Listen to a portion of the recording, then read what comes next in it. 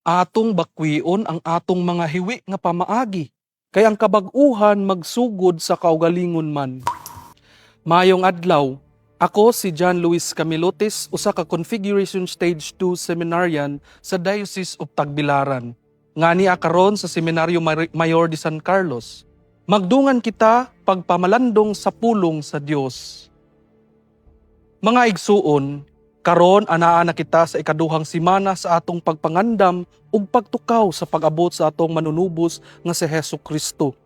Ang atong ebanghelyo karong adlaw nag-awhag nga mamahimo kitang mga saksi sa kamatuoran sama nga si San Juan nga magbubunyag misaksi sa kamatuoran nga mao si Hesukristo.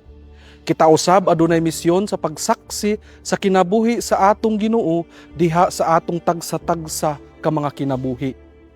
Pinaagi sa atong mga pulong ug mga buhat, atong mapadayag ang kahimayaan ug presensya sa Ginoo diha sa atong tagsa-tagsa ka mga banay ug komodidad. Mamahimo unta kita nga mga sama ni San Juan, diin nahimo siyang usa ka tingog nga nagtuwaw sa kaawaaw. Ang tingog nga nagsampit o nagtawag sa kadaghanan sa pagbalik ngadto sa Ginoo. Ang tingog nga nag-awhag sa pakig-uli kita ngadto sa Ginoo ug ngadto sa isig katawo.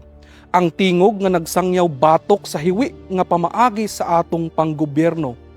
Atong bakwion ang atong mga hiwi nga pamaagi, kay ang kabag-uhan magsugod sa kaugalingon man. Kita nga mga yanong katawhan maoy makapukan niining mga nahitabong krisis sa atong nasod. Diha sa atong tagsa-tagsa ka kaugalingon ug banay magsugod ang kabag-uhan. Likayan na nato ang pagpalit og boto ug pagsalig sa mga politikong kurap. Atong panggaon ang atong kinaiyahan aron malikayan na ang mga makalilisang nga kalamidad nga maoy hinungdan sa pagkapapas sa mga kinabuhi.